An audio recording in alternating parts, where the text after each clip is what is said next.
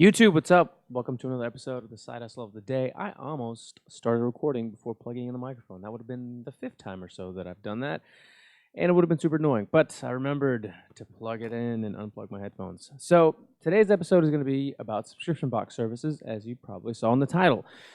This morning, took the kids to school, got a coffee, came home, started reading The Hustle.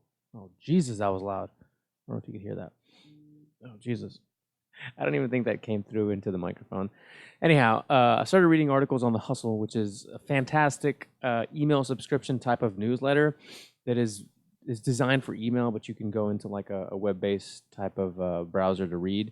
And I started reading about Bird scooters, that is, and how they lost almost everything but $100 million from a $700 million it raised last year. And somehow this led into a rabbit hole of reading about other businesses today. And somehow I landed on subscription boxes again. I love that model personally. I know I've talked about it at least once, if not twice before, about specific subscription services. And then it led to a rabbit hole of reading a Forbes article about why subscription boxes and the subscription box model businesses is here to stay. Went into a very lengthy discussion about how retailers, big box retailers, are actually not turning away from this. They're looking at it and trying to analyze how they can get into that game as well. As a matter of fact, Target and Walmart, along with Amazon, have started some type of subscription box service. And Amazon actually has about at least 18 different types of subscription services that it offers. And it's obviously not including Prime or anything like that, which is a fascinating thing to look at. This led me to yet another rabbit hole to niche down one more. And I started looking at themed boxes. Now, we're not just talking about like your scent box, which is colognes, and your bird box and your food boxes and all this kind of stuff, but more of geographically themed. So I found out that a very popular trend that's growing is like city themed boxes, basically. So, like I'm just making these names up because I don't remember, but like Taste of Nashville and Scents from Seattle or something like that, where it's just things that are, for instance, I'm in Houston, Texas. One of the articles was actually Texans love Texas, right? And I'm sure that applies to every state. If you grew up there and you're from there, there's this type of like affinity for where you're from, and kind of like patriotism type of I'm from here. This is whatever. So people want to support local, which is also has been a growing thing for quite a while now. So I thought to myself, well, what could I make? This is just me thinking entrepreneurially like myself, like I always do, about Houston and how I can make a Houston-themed subscription box. So that idea has already been there before with other things, but now I'm just thinking themed now, especially with the people that I work with on a regular basis now, creatively full time. I'm like, how can I incorporate that into a subscription service? So I'm putting this to you guys now.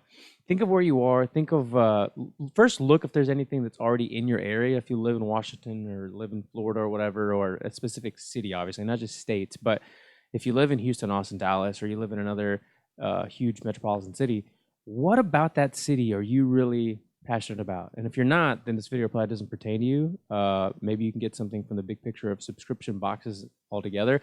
But if you do love where you're from and there are people that you know in your community and you want to source things from, let's just say, for instance, a farmer's market. You go to the farmer's market regularly, you see the people that are there regularly, you think maybe I can connect myself with these people and tell them about this idea that I have. And then you offer a monthly subscription with, the pickle guys things and the kombucha guys stuff and the duck egg people, these are just things that we buy, and somehow build a model based upon that. The great thing about it is that basically once you start gaining traction and you build subscribers, there's no excess in consumption, like in as far as like acquiring goods. That if you have 1,000 subscribers, you need at least 1,000 of your items or your item or items, and maybe a few more for new subscribers. And that's it. So it makes you spend less, and also at the same time, what 1,000 subscribers is going to bring in for you, so you can forecast a lot clearer than if you didn't have a subscription-based model. And also in the Forbes article, which I have here pulled up on my phone, I don't have it on the computer, is there was an article that they mentioned off of the book, The Paradox of Choice: Why More is Less.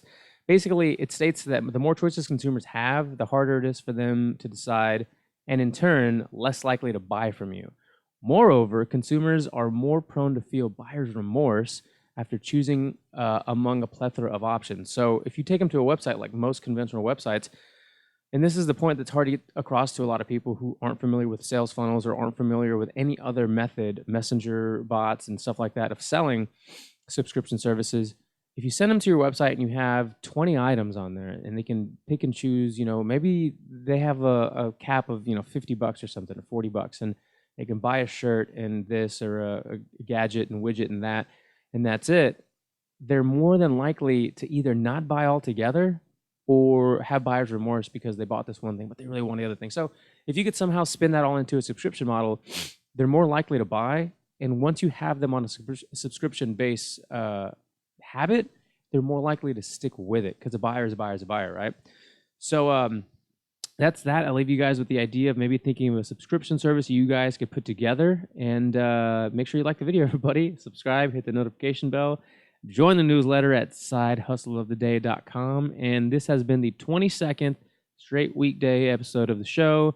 We're going into a month now, I think, maybe 4 weeks. I don't remember. And it's interesting to see like what can happen on YouTube as far as watch time and traction. And it's literally, if you've seen videos about this before, it's like this.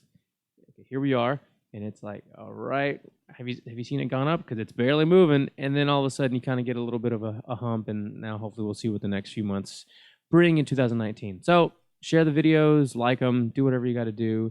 Hit the links in the in the descriptions. I said those words a lot today. And check out the links to these books. They will change your life if you give them a chance. And that's it, everybody. Enjoy your weekends. I'll see you on Monday. Peace.